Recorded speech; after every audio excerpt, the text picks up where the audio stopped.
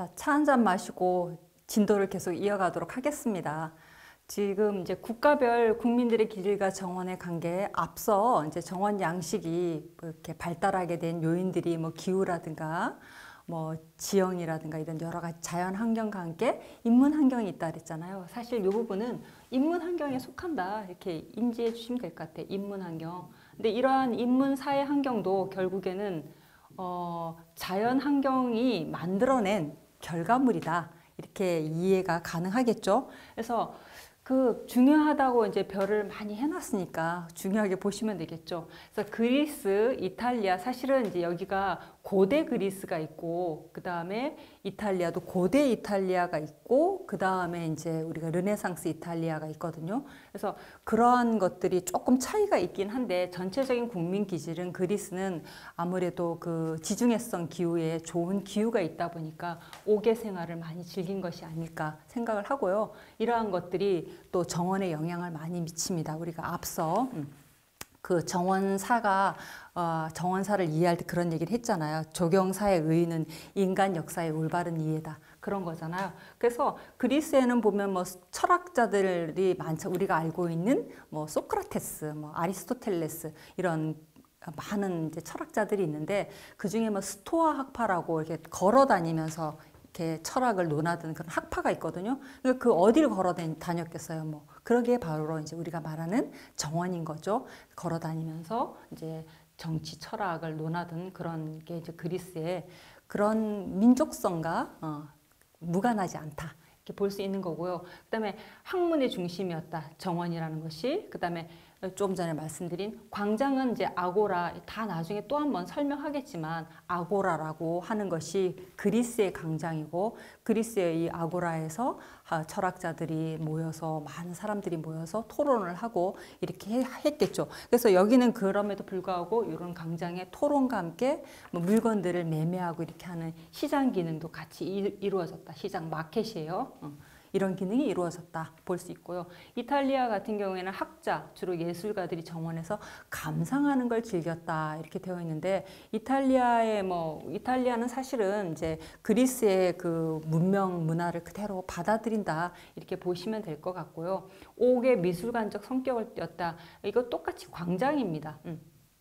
그 정원의 광장을 이야기할 때 좀 약간 고대 로마를 표현할 때 쓰는 거고 이거는 포럼이라고 우리가 불렀어요. 그래서 똑같은 광장이지만 이탈리아의 광장은 시장 기능이 없고 미술품이나 이런 것들을 이제 서로 이제 주고받고 이것도 사실은 판매니까 시장일 수 있는데 시장의 기능이 없다. 여기는 그렇게 이제 우리가 인지를 해주셔야 돼요. 아무래도 좀 그런 특징적 차이가 있다고 보시면 될 것 같고 정치 행사라든가 이런 것들이 많이 이 안에서 이루어졌고 또 그 로마의 왕들이 이제 전쟁에서 이기고 들어오면 이렇게 행진하잖아요. 그런 용도로도 많이 활용이 되었다고 합니다. 트리아누스 포럼이 제일 유명하고 우리가 알고 있는 많은 왕들의 포럼이 있는 걸로 알고 있습니다. 자, 그 다음에 그 프랑스.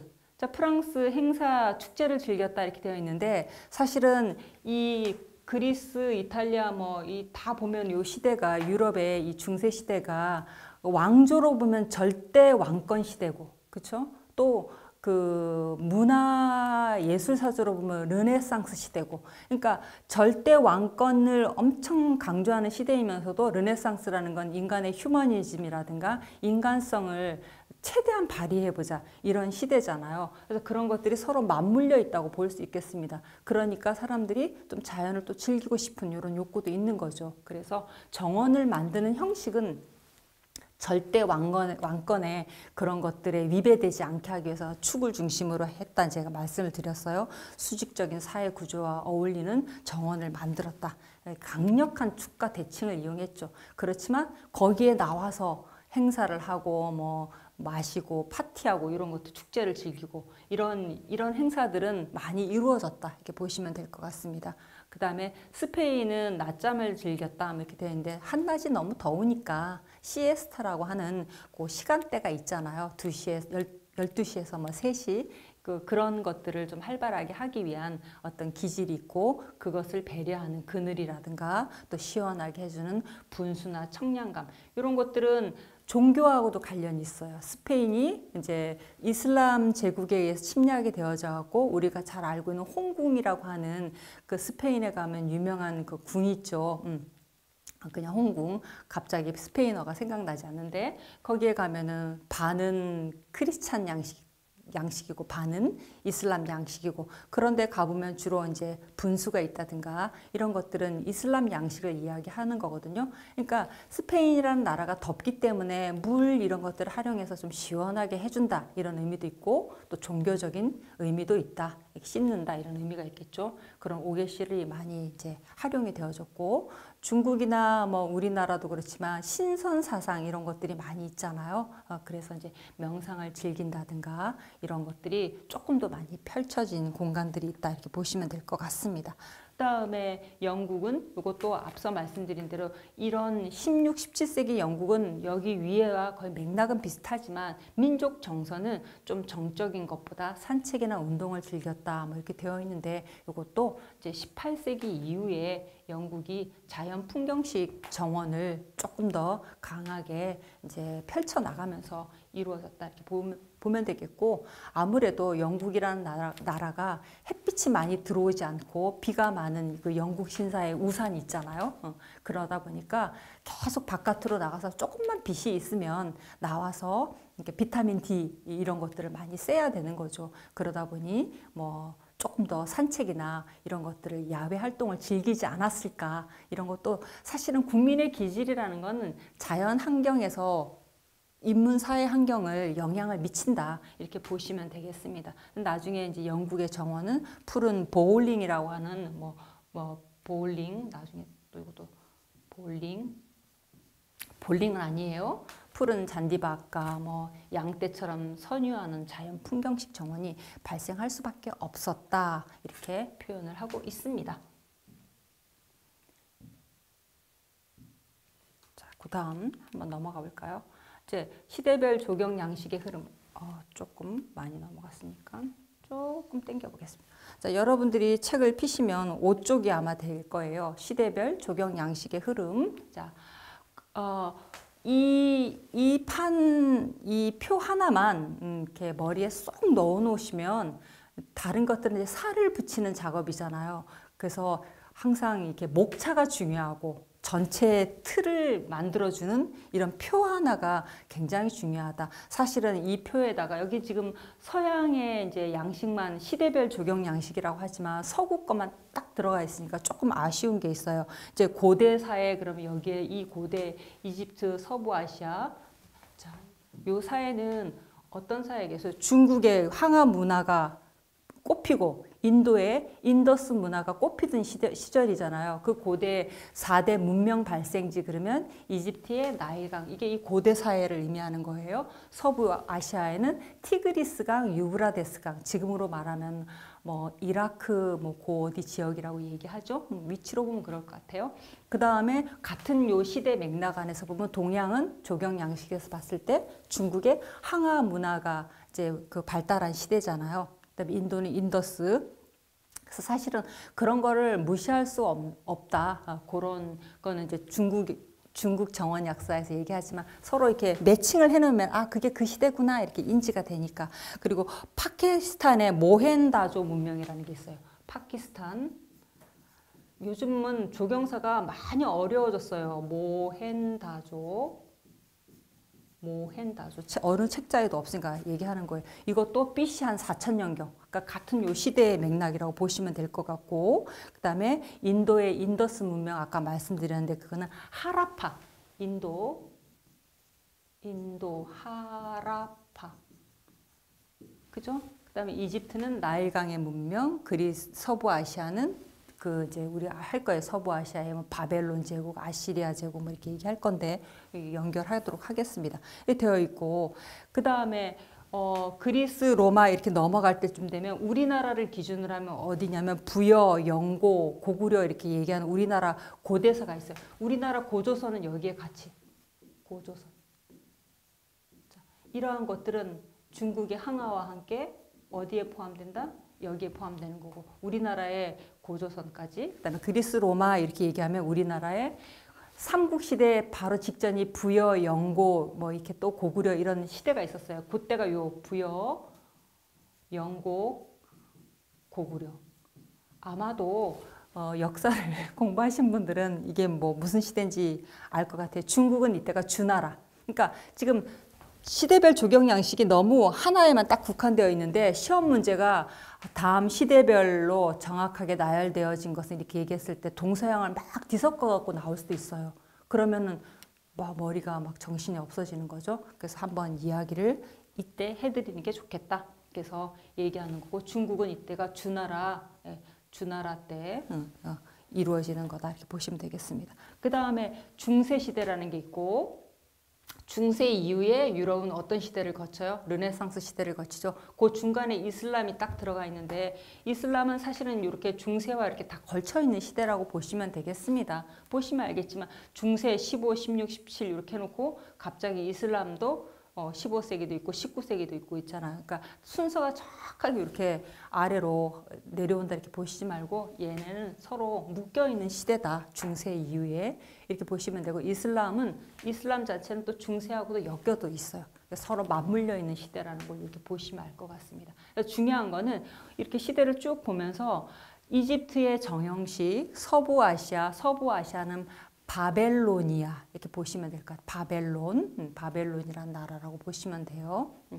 그 다음에 정형식, 그리스도 정형식, 로마도 정형식. 지금 보시면 이란은 이스파한이라고 또 유명한 게 있는데 어쨌든간 여기도 정형식, 그죠? 스페인도 정형식. 아까 제가 말씀드린 홍콩이 아람브라 궁궐이다. 여기에 보면은 이제 중정형 정형식이라는데 이 중정형이라는 말이 이제 이슬람 문화를 나타내면서 또 기독교 문화와 합쳐져서 중정형 정형식이다. 이렇게 중정이라는 건 뭐겠어요? 건물이 삥 이렇게 회랑 기둥이 이렇게 삥 둘러서 방도 있을 수 있고 복도가 될 수 있죠. 한 가운데에 정원이 있다. 우리 조선시대 M자 한옥 가옥도 가운데 마당이 있기 때문에 중정이라고 표현했어요. 중정형 정형식이 있고 그 다음에 그래서 이거를 갖다 뭐 다른 말로 파티오 이렇게 표현합니다. 파티오 용어가 많아요. 지금 이 이제 서론 부분에는 그래서 어쨌든 건물 가운데에 있는 5개 공간을 우리가 파티오라고 불렀어요. 이런 게 있고 일단 무굴인도는 무굴 제국이 다스린 인도 역사를 이야기하는데 가장 대표적인 게 타지말 많이 들어보셨을 거예요. 어떤 왕의 무덤이죠.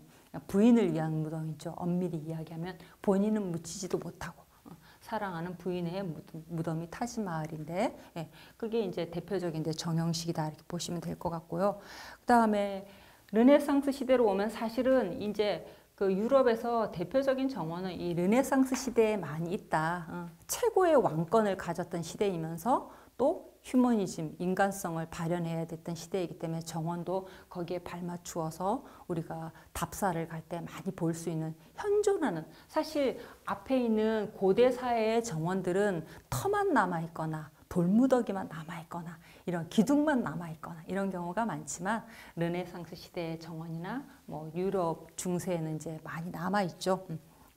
그래서 이탈리아는 노단 건축식의 정형식이고 프랑스도 정형식인데 평면 기하학식이고 이게 화려하게 나중에 변하면서 바로크 형태로 변한다면 이렇게 되어 있어요. 영국도 사실은 르네상스 시대는 정형식이다. 이 시대에는 이탈리아, 프랑스, 영국, 네덜란드 뭐 그 외의 유럽 나라들이 다 정형식이었다. 왕권을 강조하는 그런 시대였다고 보시면 되겠고요.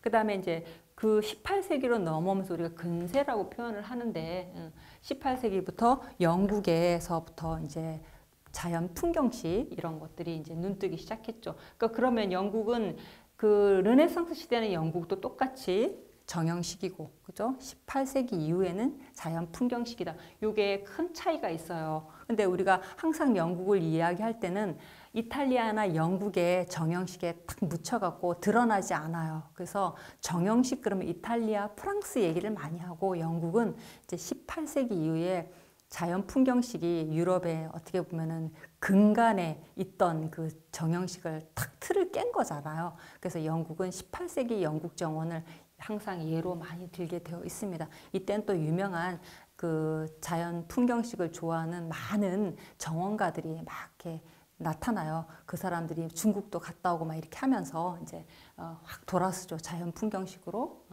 그다음에 프랑스도 이제 그걸 보고 아, 자연 풍경식 우리도 이런 자연 풍경이 있는데 이렇게 하면서 그러한 부분들을 많이 또 학대 해석하고 그런 정원들이 많이 나타나게 되는 거겠죠. 그래서 이런 것들이 있고 그다음에 독일은 이제 생태학적 풍경시라고 얘기하는데 조금 더 식물학이라든가 생태학이라든가 이런 것들을 많이 이제 지리학이라든가 이런 것들을 많이 해서 사실은 이제 생태학적이라고 하지만 독일의 이제 검은 숲을 슈바르트발트 삼림 그 흑림이라고 보통 표현하는데 삼림 위주의 정원이다. 뭐 정원이라고 하기에는 뭐 조경이죠. 어마어마한. 근데 그런 것들이 많이 발달했다 이렇게 보시면 되겠습니다. 19세기로 가면은 이제 미국의 식민지 시대, 영국풍의 영향을 많이 받아요. 아무래도 영국의 식민지 영향이 있기 때문에 그러한 부분들이 많이 나올 것이고, 그래서 정형식이지만 또 뭐 시대가 자연 풍경식을 이렇게 막 이렇게 따라가는 사조이다 보니까 절충식이 된 거고 영국의 공공정원 이렇게 되어 있는데 여기가 이제 아주 중요한 부분이죠. 영국의 공공정원이라는 그야말로 이 앞서에 있던 이 정원들은 민간인들이 드나들 수 있는 정원이 아닌 거예요. 주로 왕권의 그죠? 사유지 그렇지 않으면 누구 공작의 정원 뭐 백작의 정원 이런 거잖아요. 그런데 이제 영국에서 이제 18세기 이후에 19세기가 이제 되면서 런던으로 산업혁명 때문에 많은 사람들이 시골에서 도시로 올라오다 보니까 그런 도시 이주자들의 어떤 삶의 질은 굉장히 악화되고 그랬잖아요. 그래서 그런 부분에서 그들의 필요성 때문에 공공정원이 만들어졌고 버큰헤드라고 하는 18세기 초에 최초의 이제 시민정원이 만들어지게 되는 거죠. 그래서 영국의 공공정원은 나왔고 그것은 풍경식이었다 이렇게 보시면 될 것 같고요. 그 다음에 미국의 그 이제 영향을 받아서 영국의 주택정원 절충식, 그 다음에 미국도 영국의 공공정원처럼 미국의 첫 번째 공공정원이 우리가 잘 알고 있는 대로 뉴욕에 가면 있는 어마무시하게 큰 센트럴 파크가 되겠습니다. 그래서 1858년에 그 옴스테드라는 사람, 아까 조경이라는 용어에 대해서 건축적 용어를 도입한 사람인데요. 그 사람하고 또 뭐 유명한 친구가 보우라는 사람이었던 것 같아요. 그래서 옴스테드하고 보우가 서로 합작해서 센트럴 파크 이제 그 할 때 그린스 우드라고 하는 그런 안을 제출을 합니다. 그래서 거기서 이제 당선이 되어져 갖고 전체적으로 센트럴 파크를 다 기획하고 건설하게 되는 주인공이 되지요.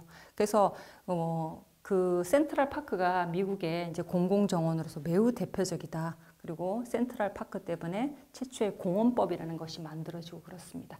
그 외에 뭐 독일의 주택정원, 이제 여기 그래서 미국의 그 센트럴 파크 뭐 이런 캘리포니아 스타일 이렇게 되어 있는데 뭐 특별한 의미는 없는 것 같아요. 캘리포니아 스타일 이렇게 되어 있고 그 다음에 그 독일의 구성식 이렇게 되어 있는데 독일의 이제 구성식 정원이라는 것은 규모를 크게 하지 않고 작은 규모를 이제 기능적으로 딱딱딱 잘라서 실용성과 미관성을 함께 보여주려고 했던 게 우리가 소위 뭐 구성식 스타일이다 이렇게 표현을 하고 있습니다. 그래서 구성식 뭐 캘리포니아 스타일도 센트럴 파크는 매머드하게 크지만 캘리포니아 스타일도 사실은 조금 소정원 형태의 양식들과 뭐 동양의 양식이라든가 뭐 사색의 공간이라든가 이런 것들이 합쳐진 걸 캘리포니아 스타일이라고 하는데 가르치는 저도 사실 그게 정확하게 또렷이 뭐라고 말하기가 어렵더라고요. 말은 만들어내기 나름인데 어쨌든 캘리포니아 스타일도 소정원 양식의 사색을 위한 뭐 사적 공간으로서 동양의 음양오행설 같은 것도 거기다 아마 짬뽕을 시킨 게 캘리포니아 스타일이라고 하고 독일의 구성식이라는 것도 소정원 형태의 작은 규모이지만 기능성을 많이 발휘했다. 이 표현이 이상하죠? 그래서 뭐 약용 정원이라든가 뭐 실용성과 함께 미관을 많이 두었다. 이런 것들이 나중에 발달하면서 독일의 클라인가리탄이라고 하는 도시 농업 정원이 발달하게 된다. 이렇게 보시면 되겠습니다. 그래서 이 표현은 다른 건 뭐 지만 시대와 시대를 좀 엮어보는 습관을 좀 들이시고 여기에 정원의 양식을 쭉 그래서 쭉 해놓고 다음 중 정형식 정원이 아닌 것은 뭐 18세기에 1. 18세기 프랑스 정원 2. 18세기 영국 정원 3. 뭐 16세기 이탈리아 정원 4. 고대 이집트 정원 뭐 이렇게 넣어놓고 답을 찾으라 이렇게 나올 거 아니에요. 그래서 여기에 있는 요 뒤에 있는 요 정원 양식이 조금 중요하다 이렇게 보시면 되겠습니다. 자, 다음으로 한번 넘어갈게요.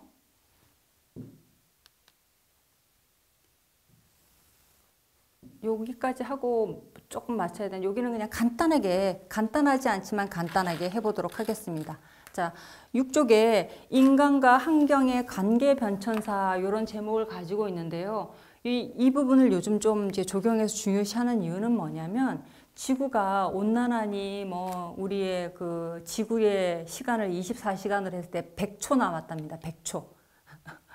그러면 정말 조금 100초면 1분 30초 남은 건가 40초 남은 건가 그런 시대에 우리가 살고 있는데 그게 이제 환경의 문제 때문에 지구가 이렇게 험악하게 되었다. 이렇게 이제 뭐 큰 문제로는 환경 문제고 또 하나의 문제는 이것도 뭐 그죠 정치가들의 싸움에 의해서 전쟁에 의해서 나오는 여러 가지 결과물이라고 할 수가 있겠는데요. 그래서 이 부분을 참 중요하게 생각한다 이렇게 보면 될 것 같아요. 그래서 이 환경에 대한 논의는 18, 19세기에 학자들이 많이 나타나고 특히 앞서 제가 이제 사조를 이야기할 때 낭만주의 얘기했잖아요. 고전주의가 아닌 이 낭만주의자들이 환경에 대한 자연에 대한 이야기를 많이 했습니다. 그래서 자연 파괴에 대한 우려도 굉장히 많았고 자연을 보존해야겠다. 그래서 생태라는 이야기가 이제 그 처음 나오기 시작했죠. 텐슬리라는 학자가 생태계라는 단어를 처음 쓰게 된 거예요. 그리고 나서 우리가 살고 있는 20세기 1992년 리오데자네이루에서 리우 선언하면서 지속 가능한 지구 이런 얘기를 하게 됩니다. 그래서 그때부터 어떻게 하면 이 지구가 계속 지속 가능할 것인가에 대한 고민을 많이 하고 그게 환경에 대한 고민이고 생태에 대한 고민이다. 이렇게 보시면 되겠습니다. 그래서 여기 이제 현대 심리학자가 이제 이게 사실은 현대 심리학인데 이걸 지금 적용해서 한 이론을 끌어왔다고 생각하시면 돼요. 여기 I라는 게 있고 DAO라고 하는데 DAO는 단수형이고 DTHEE 하면 이게 이제 복수형이 돼요. 아마 아시는 분들 보통은 뭐 신을 조금 더 높일 때 DAO라는 단어를 많이 쓰는데 나와 너, 그죠? 나와 당신 이런 뜻이에요. 그래서 나와 너의 관계가 1단계, 2단계가 있고 그 다음에 I, 나하고 it 그것이잖아요. 나와 그러니까 결국엔 뭐예요? 사물의 관계잖아요. 그래서 나와 당신이라는 건 사람과 사람 관계에서 뭘 풀어보겠다 하는 거고 나와 사물이라는 거는 나와 자연과의 관계에서 풀어보겠다. 이거 잘 이해하셔야 되는 데서 여기는 자연 의존, 나와 당신이라고 해야 돼. 자연에 의존하는 생활 기반이고 그 다음에 나와 그것은 자연을 정복하는 그것이에요. 여기는 자연 의존 여기는 자연 정복. 그래서 이제 이런 관계에서 이해를 먼저 해주시면 될 것 같고 여기는 상호 관계가 있고 상호 인간 대 인간 관계니까 상호 관계 이렇게 써볼까요? 상호 관계가 되어 있고 밑에 것은 자기 중심적, 그죠? 자기 중심적이고 그 다음에 어떤 게 있겠어요? 좀 목적 달성 수단으로서 자연이 있는 거예요. 목적 달성. 이게 뭐 시대적으로 이렇게 변했다 이렇게 이해하시면 안 됩니다. 그래서 여기가 조금 더 이렇게 동양적인 접근으로 이렇게 보는 거고요. 여기를 조금 더 서구적인 접근으로 본다 뭐 이렇게 얘기할 수도 있는데 그래서 이렇게 하다 보니까 이 단계가 이제 이러면 안 되겠다 정신 차리고 그 다음에 우리가 좀 자연을 잘 잘 생태학을 잘 적용해서 해야겠다. 그러면서 이제 마지막으로 넘어간다고 보시면 돼요. 그러니까 시대적으로 흐른다 이렇게 보는 경향보다는 여기만 이제 조금 더 마지막 어떤 우리가 자연을 대하는 태도라고 보시면 될 것 같습니다. 그래서 나와 당신의 1단계가 있고 2단계가 있고 3단계, 4단계가 이렇게 있는데 그래서 1단계는 안전을 위한 욕망, 원시사회 마을과 경작의 유기적인 상호의존과 종족에 대한 정주 공간의 배치 이렇게 되어 있잖아요. 나의 생활 공간에 대한 그 다음에 2단계 같은 경우에는 자기 수련의 과정으로 자연의 도전을 받아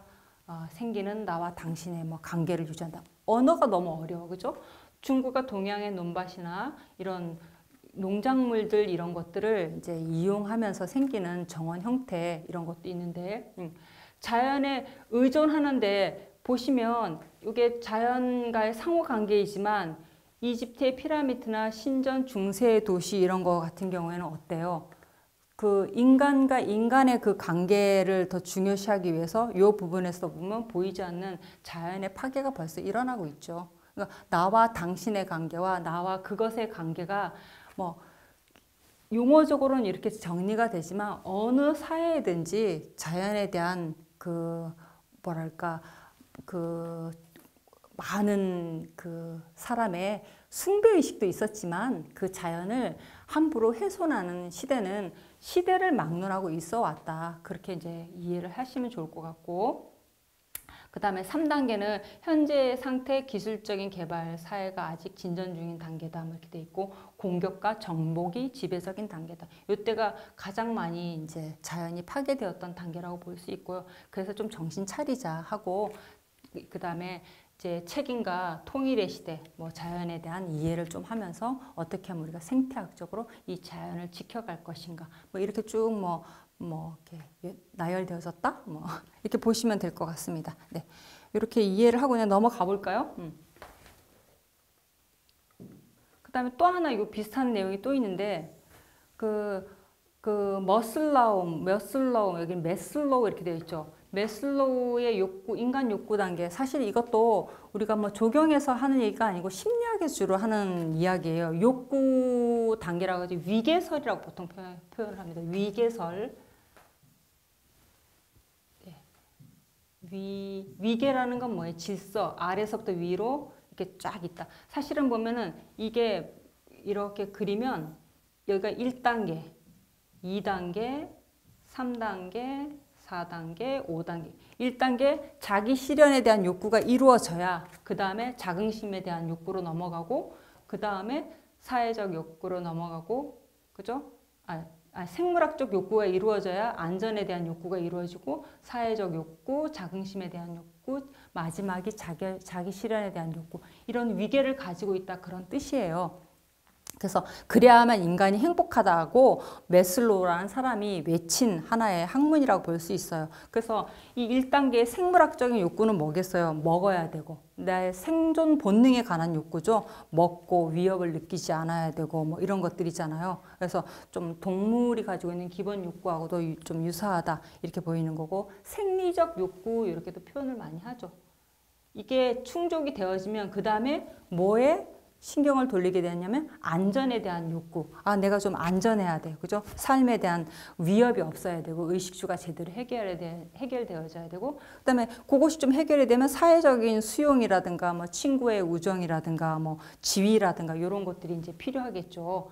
그다음에 자긍심에 대한 욕구는 뭐냐면 심리적으로 내가 뭐 선행을 한다든가 긍정적인 자기 평가가 일어나는 그런 성취 있잖아요. 그거를 이제 자긍심에 대한 욕구다 이렇게 표현합니다. 이런 게 또 이제 그 충족이 되어지면 마지막으로 본인이 되고 싶은 자기 실현에 대한 어떤 욕구가 있어요. 잠재력을 끄집어낸다든가 그렇지 않으면 뭐 신을 추구한다든가 그래서 뭐 이런 걸 스피리추얼 오픈니스 이렇게 표현하는데 그래서 그런 단계를 머슬로우라는 사람이 해놓고 우리 조경은 어디쯤에 있을까요? 생리적인 욕구도 채워야 되고 안전에 대한 욕구 때문에 가드를 해야 됐던 거고 사회적인 욕구로 그 안에서 여러 가지 뭐 이렇게 그 축제가 벌어지고 이렇게 하잖아요. 정원에서. 그다음에 뭐 자긍심에 대한 욕구, 자기 실현에 대한 욕구 이런 것들이 정원에서 다 채워질 수 있다라는 거를 이 심리학자의 글을 끌어왔다 이렇게 보시면 될 것 같습니다. 그다음에 이제 마지막까지만 하면 되겠는데요. 도시 및 건축의 변천과 다 연결이 되어 있다고 해놓고 참조는 이제 다음 시간에 공부할 때 나누자 이렇게 되어 있겠죠. 그래서 오늘 이 시간에는 우리가 조경의 그 발달 양식이라든가 그 다음에 조경의 그 양식의 그 미치는 영향, 그죠? 요인이 뭔가 이런 거 봤고요. 그것도 뭐 심리학적으로까지 좀 들여다본 그런 부분이라고 생각을 합니다. 그래서 오늘 수업은 여기서 마치도록 하겠습니다. 우리 다음에 또 만나요. 감사합니다.